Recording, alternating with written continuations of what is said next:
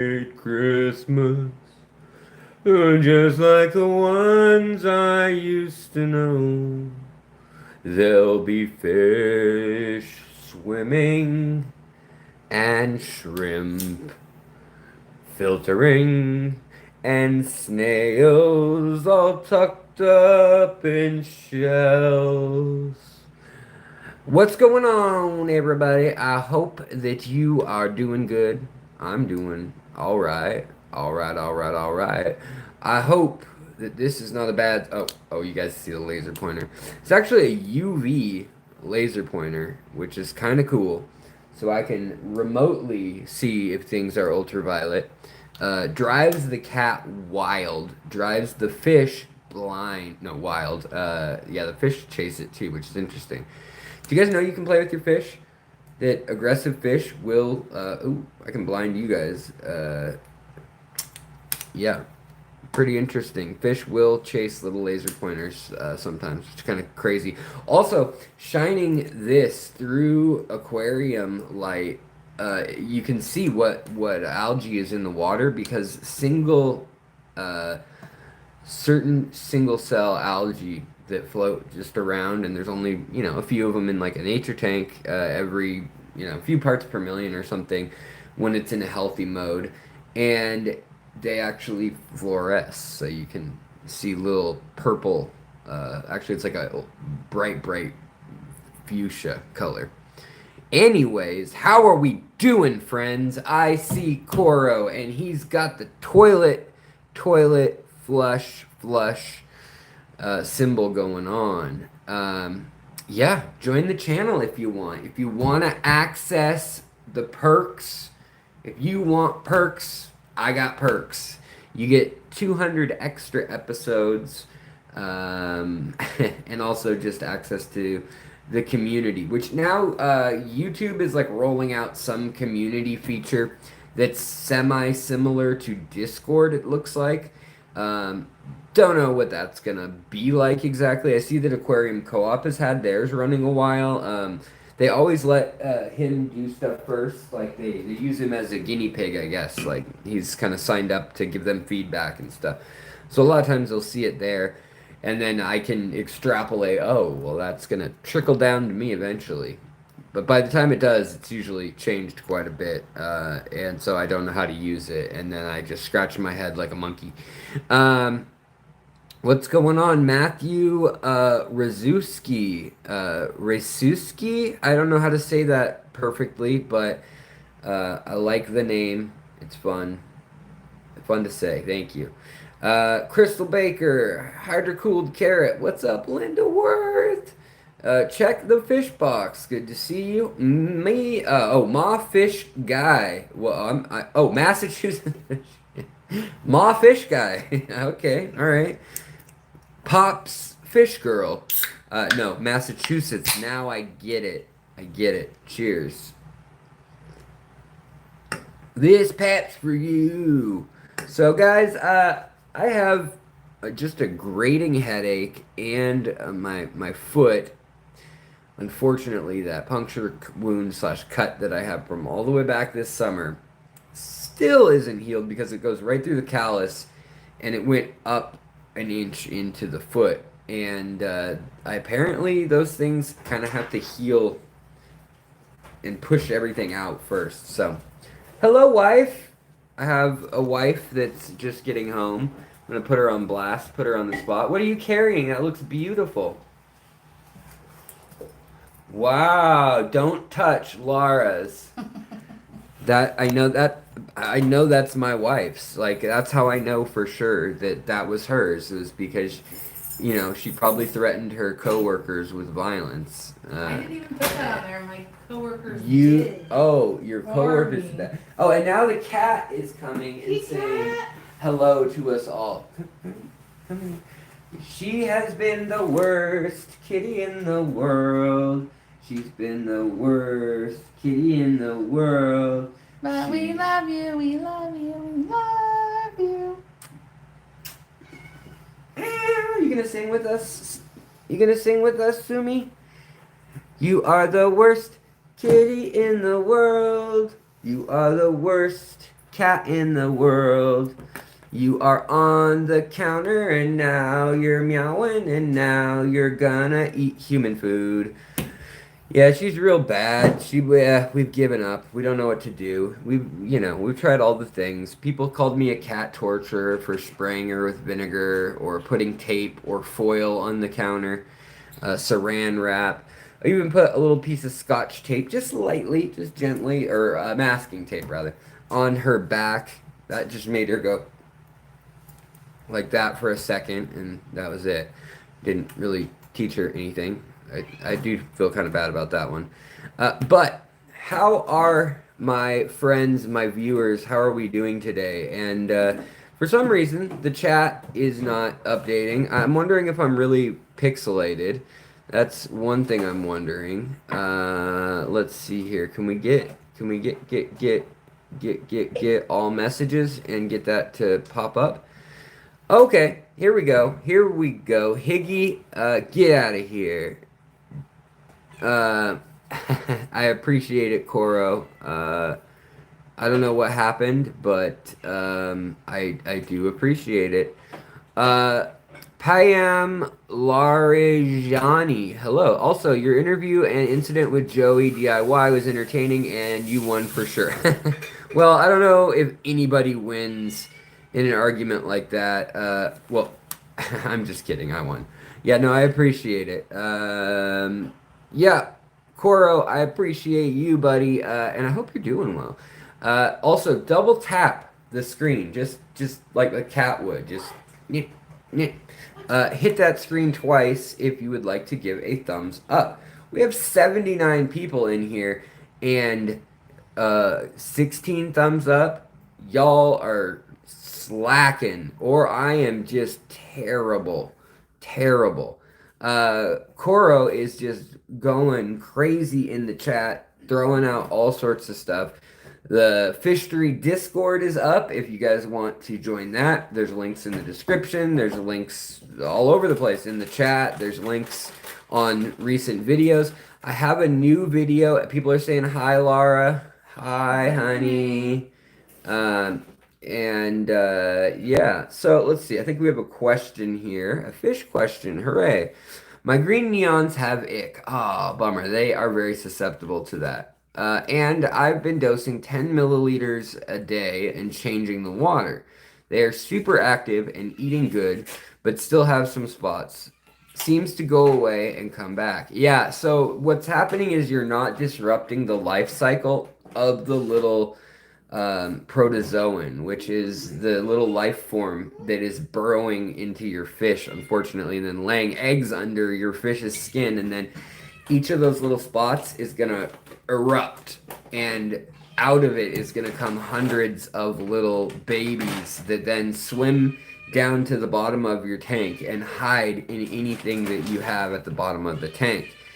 Cat, are you kidding me? Cat is the most talkative cat ever. She's worse than my Bengal. But you gotta speed up that life cycle. So once they are in the substrate, then they grow up, and then after about 2 to 3 weeks, they come out and they go search out fish, and then they start the process again, and they lay their eggs in the skin or the flesh of another fish. And so you need to disrupt that life cycle. Now you can heat that up, and they found that 86 degrees is the 86 degrees Fahrenheit is the like ideal temperature that you can speed up their life cycle to the max. And also they don't metabolically process food correctly or energy correctly at that point. So some will die just from heat exposure, and that's great. Now there are ick strains out there that won't just die from turning the heat up, but regardless, you will get a sped up life cycle in that the ick cysts or I don't know how to describe it exactly, but the ick mothership that's on your fish that's already a white dot, that might not go away. It might need to run its course, but the temperature will speed that up, which will hopefully, have the same toll on your fish regardless because it's already there. Uh, and your fish then can recover quickly. So, feeding a good diet, keeping the water clean after that, and, you know, that keeping the water warm for really 2 weeks is the only surefire way to prevent that from kind of coming back and then popping up again. And then once it does, if they've gone through their life cycle again, and remember, they're going through their life cycle, different groups of that little life form are doing that at different days. So it's not all like every 2 weeks. It's like every day going on. It's every day, bro. And so you gotta disrupt that cycle with that speed, and you know, that hopefully will work out for you. And if not, use the ICX or whatever else you need to use to also kill the adults, and or free swimming basically. Ick. All right, Dakota Moonshine, what's going on? Would you rather see a tree grow or a knee grow? Oh, I said it. Wow, a knee growing, a sore shin splint. I don't know. Boy, I said it. You got me. You got me. Where's your fish room? I don't know if I want to show you my fish room after all of that, everybody. The isopod video was very intriguing. I really enjoyed it. I love your similar videos on little water critters. Please keep them coming. All right, there are a lot of live critters we can talk about that I do feed my fish. So, I mean, I was trying to come up with a list, an extensive list for somebody of what all is out there as common stuff in the hobby that you will hear people referencing. Like, any fish club in the country will have people that have heard of it, that kind of thing. And I really think that the main list that you need to know about, some of them have different names in different regions. So, like Walther worms or grindle worms, white worms, nematodes, micro worms, crystalline worms, things like that. Silk. What do they call them? Silk. I don't think they call them silkworms, but like silk eels. That's the one that I heard that I was like, what is that? It was just a white worm, which is a nematode. But then, so there's basically your nematodes. So there's vinegar eels, there's white worms, which are like, they look like on the side of the culture usually. They look like spider web or cotton kind of. And then you just take something like a little Q-tip and you just sweep around the inside, and then when you twist that in the water, all of a sudden you'll see like a kind of a foggy cloud, and there's all these little tiny little snake looking creatures or worm looking creatures that are clear and white but super tiny. Like I'm talking their whole length of their body, and their snake like is maybe a millimeter. I don't know. They're pretty small. Yeah, like very tiny. Less than a third of an eyelash in length or something. Definitely small enough that you can't even see them unless you have good vision a lot of times. Now, I was trying to also in this list think of like any that are kind of on the fringe that people don't know about yet. And I was kind of stuck there, but I mean, I think a lot of people don't realize that you can feed just about anything. You feed reptiles, you can feed your fish pretty much. But you do need to be careful in that some things we feed to our fish have a lot of like keratin or a lot of exoskeleton or a lot of whatever it may be. A lot of just a lot. They have a lot. And they can be harmful for your fish to just eat that. Like, if that's the only thing they're eating, that's not great for their digestive system and so forth. And it's too much like shell and whatnot in certain cases. So, things like baby brine shrimp, or when people actually throw brine shrimp eggs in their aquarium hole, And then they say, look, the fish are eating it. It's like, okay, but it's going to bind them up. They're not going to digest that. They're just going to pass it. Or it's going to build up. Hey guys, look, it's Bob. Bob's been so shy ever since this tank had its catastrophe. Oh, Bob went away. So, I have a video coming out tomorrow where we try out the brand new Aquarium co-op magic nano feed. And there's some serious issues with it, my friends. I like it for certain reasons. It's pretty good.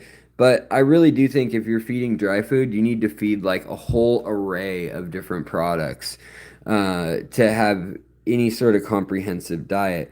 But there's issues for your tank. So for the fact that like this is a nature tank, uh, kind of with like a whole ecosystem with shrimp, and then you got a whole, you got the whole process going on here with fungi and snails and, well, in theory, shrimp, but there's a dead shrimp.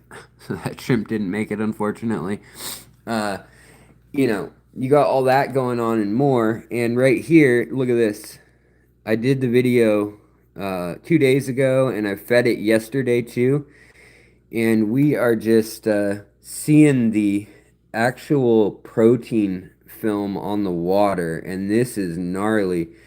That food really leaves quite a stain on the top of the water. It really, that's a lot of oil or protein for one time, one serving, a pinch of the stuff.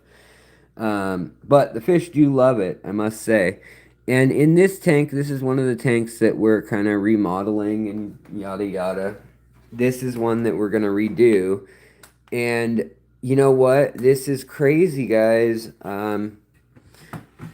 Look what's going on again. So this is the Higer heater. This is happening live. And I just have hardly any fish in here, so I'm not that worried. Oh, no, there's another fish that's dead. So that shrimp, the reason that shrimp bit the dust is because of the heater here. So this heater, this Higer heater, I'm done with it. Oh, now it says error. Oh, right, I pulled it out of the water. That's why.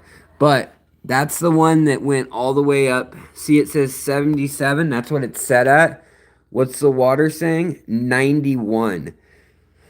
That is crap. That sucks. That super sucks. Luckily, guppies, endlers, they're super resilient. But look at this. So we're going to try to mix this up and see where we end up with temperature. The autos that are in here that are left, you know, and maybe you're thinking, Alex, you big dum dum, you should have gotten rid of that heater. But I kind of wanted to see, since almost all the fish were gone in this thing, like literally, I kind of wanted to see how the heater would behave, if that was a one-off because of the power outage and maybe some sort of surge or what. And I can now say that it's not. This thing is just not good anymore. This 500, I believe it is 500 watt heater. Well, so the water's getting a little cooler at least. And down here, it is reading 75. So let me put my hand in here and see what's going on. Chris in the desert, what's going on, buddy? So let's first do a little wave of the protein film that's in here, so I don't just have an arm cut in protein film. Gross. So we're trying to move that out of the way a little bit. But then we're gonna, yeah, so when I'm down here, it's ice cold. So this is a flow issue, but still, why is the aquarium why is it so different? It is wild. Wow, I just totally ripped the moss off that log in my hurried action. But I'm gonna slosh it all up. And it's great oh wow, that is cold water. Holy smokes. Down at the bottom, that is some cold water. Let's see. I'm trying to, let me try to get like that water to the surface here and see if we can get a sample of how cold that water gets. Well, it's getting a lot cooler. 85 for a second we had there. I have an idea. Do I have a turkey baster handy? How do I not have a turkey baster handy? Alex, you always have a turkey baster. What kind of a fish keeper are you, Alex? Let's get a turkey baster, guys. And where are turkey basters? My wife's having friends over, and so all my fish room is all the tanks and everything are just in here. It's all packed out. I mean, packed as in like it's full of stuff on the floor, and every book and things and stuff is in there. But let's just take. Well, look at this. We'll get some water from the cool part of the bottom, and then we'll see what that temperature's like. Oh yeah, I can feel the difference. So let's squirt this. Let's squirt it into a cup. I'm gonna squirt that into a cup here, and we will now measure the temperature of the cup just to show you the difference. 77. Look at that. That is a lot cooler than the top of the water. So that is wild, the difference in this tank. I mean, part of it is that this tank is so planted, and literally you can see when it gets this hot, the tubers in plants, when it's up into the high 80s, they start to fall apart and melt, and you actually end up with like a cooked potato type consistency, like a mashed potato consistency of a lot of like Anubias, Bucephalandra. This is my Logonandremy boldi. Look at that. That's awful. It's all mush. Wow. But this cooling period, I'm sure, is gonna get those fish cooled off quickly. It's just, man, why does this happen with this heater? And I think the answer is the thermostat has got to be really low down in the unit. So it's telling it, oh, we're good. It's 77 down at the bottom, because that is what it was set at. Remember, it was set at 77.5. And that's just about what we got from the turkey baster sampler. And this is a turkey baster sampler. And yeah, so it took the reading from the bottom of that heater unit, and it tells you when you install it to install it at an angle, like diagonally, like yay, and not upright. So I didn't do that. I did it as they said, but I think maybe, I don't know, because if you put it on one section, it's gonna be wrong unless you have a lot of flow in the tank. And I've got some little pumps in the tank, but I guess little pump is not enough always.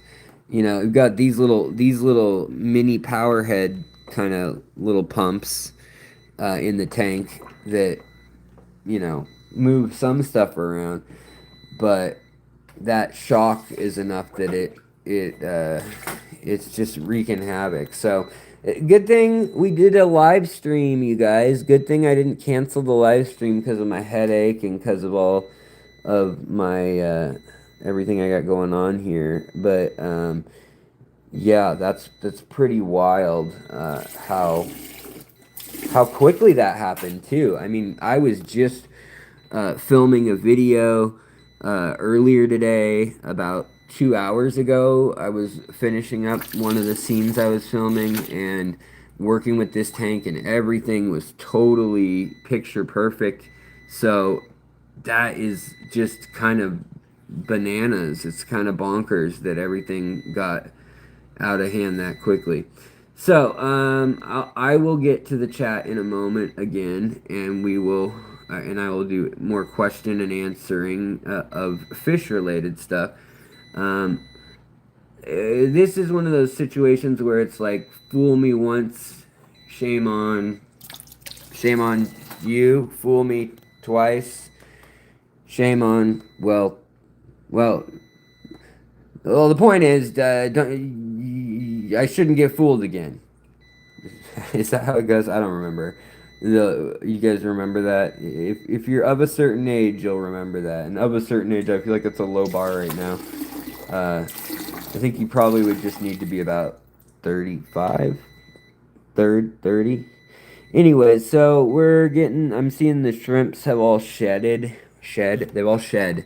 The shrimps have shed.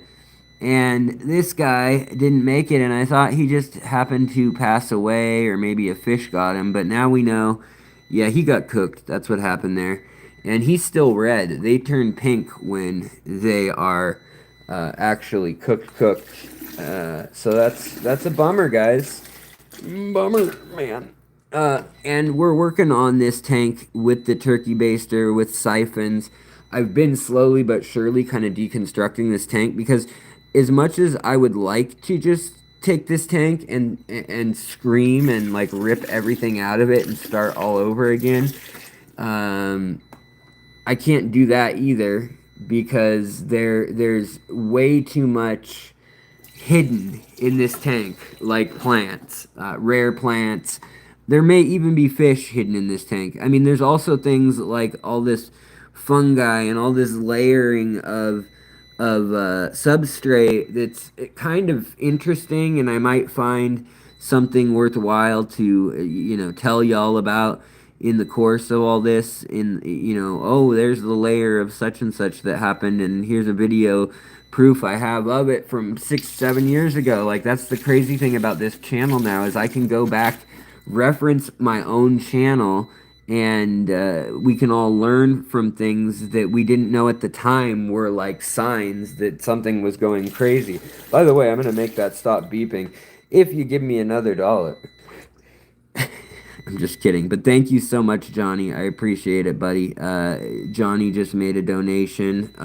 What a man, what a man, what a mighty fine man. Now we're getting into and it might just be because of that heat spike, but this water at the bottom here, it smells real rough. Like, I can tell you that this tank going on 7 years old now, that was and is too old. We did see that there was, fungus growing on that part of the tank, and we can see that this is looking like cooked fibers of like taro root or something. It looks like we're starting to make mashed potatoes here out of my unfortunate Logonandra plant, which this is also a watermelon what is this one? Yeah, watermelon Logonandra, unfortunately. But yeah, that smells really bad down in this layer, which is something to actually know, because it shouldn't smell bad in your nature tank. A lot of people think that an aquarium should be stinky if it's got deep substrate, and there is a layer that will have sulfur and will have kind of like almost like a Sechem Prime layer, Sechem Prime smell of like that sulfury smell, but you don't want a like sewery smell. Okay, all right, stop. We're just gonna unplug this with wet hands. Well, I already tempted fate with the lightning once. All right, there we go. All right, so just got new heaters, watching temps closely. They need to be near the filter flow. Yeah, well, that's the filter intake right there. The filter outflow, there's one here, and there's actually another. It's a split, but I have a split so that hopefully it will have filter water coming out low and high. But I don't think thinking that for some reason that plumbing didn't work out. I'll have to consult my plumbing, what do you call that? Hydrodynamics, hydrology. I don't know what you call that field exactly, but for some reason I don't think it's working out. I think it's all coming out the bottom one, because that top one's just at a trickle at the moment, but the filter is running. So I'm just looking at this and I'm trying to see here. Yeah, that's kind of a bad smell that's rotted, but I'm trying to show you guys what the root stock is gonna look like immediately after such a meltdown with the hot temperatures that we just saw. So I guess, look at that nastiness coming off the root ball right there. And we're digging up the root a little bit here. Um, Build a manifold with gate valves, not ball valves. Oh, that's a good idea. Um, so, anyways, right here we're pulling out all this debris. This is what's not smelling good, and it's like I said, sulfur. Sulfur is an okay smell, actually. There is a sulfur smell that a lot of people mistake as the okay sulfur smell, which is really just it's a nasty rotting smell. Um, so if you've smelled rotting, it should smell like hard boiled eggs. It shouldn't smell like sewage. And I know there's a fine line there, but sulfur has a very specific sulfury smell, and sewage or organic decay has another more pungent smell, in my opinion. But you want natural gas is scented with sulfur. So if you've smelled that before, a gas leak, or you've been around natural gas or whatever, that's the smell you want, not necessarily you want to smell, but you may encounter when digging down into layers like this on a really old tank, and that's okay. Swamp Beast, g'day. Blue Flower, g'day. And as we're peeling back this, we're going to find out what the root looks like right now. It'll probably look different in a few days. This may be the most boring episode ever to some of you, but maybe some of you, like someone in the chat right now, thinks this is kind of interesting to peel away these layers. We're like archaeologists, right, guys? We're peeling away the layers and we're excavating the cooked Logonandra eboldi. And good thing smell-o-vision has not been invented yet. Otherwise, I'd be subjecting you all to that. And I have a video called "Why Does My Aquarium Smell?" or "Why Does My Fish Tank Stink?" Something like that. And it goes through the different smells that aren't so pleasant that are common to the aquarium, the kind of methane smell. Well, okay, that's a whole other topic. I don't think methane actually, if I recall, has a smell, but it does. It attaches with sulfur, and so the smells are kind of the same, one and the same, and people get them confused, and it's a whole thing. But in the video, I sorted out. Chris in the desert, welcome. Somehow, ladies and gentlemen, we have a new member.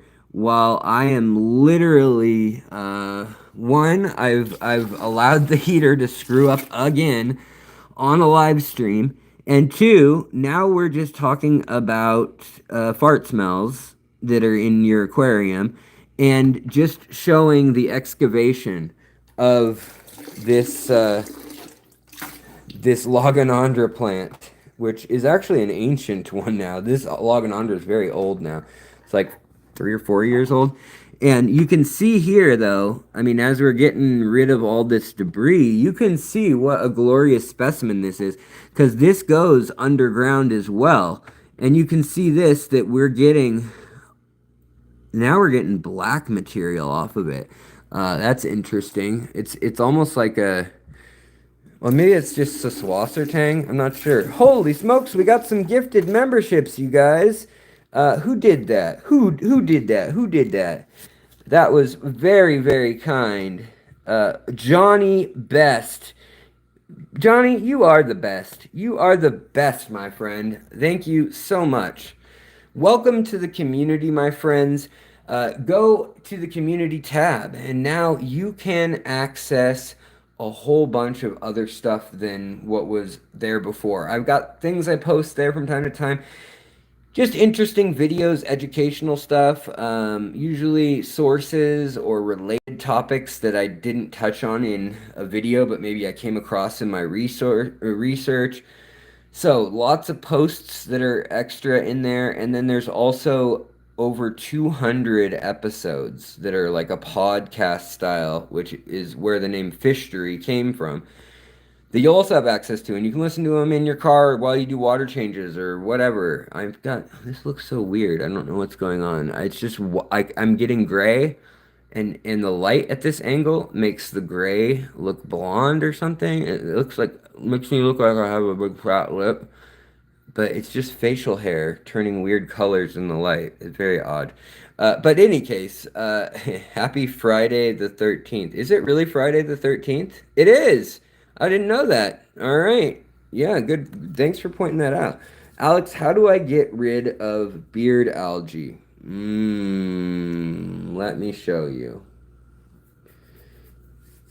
Let me show you. All right. So, the first thing I like to do with beard algae is literally get a turkey baster. It's the first thing I do with many things in the fish room is I get a turkey baster. And what I wish they sold was a turkey baster with a blade on the all around that circle. Like if that was sharpened, oh man, you could do some damage with that. I mean, you could really get in there and like puncture different areas and get at different bits and bobs and things and scrape algae and the like away. But hold on for a moment, my friends. The internet's beeping at me now. I'll be right back, and if it crashes, I'll fire up another stream. It's saying, hold on, guys. Um, what is going on? Hold on, let's see here.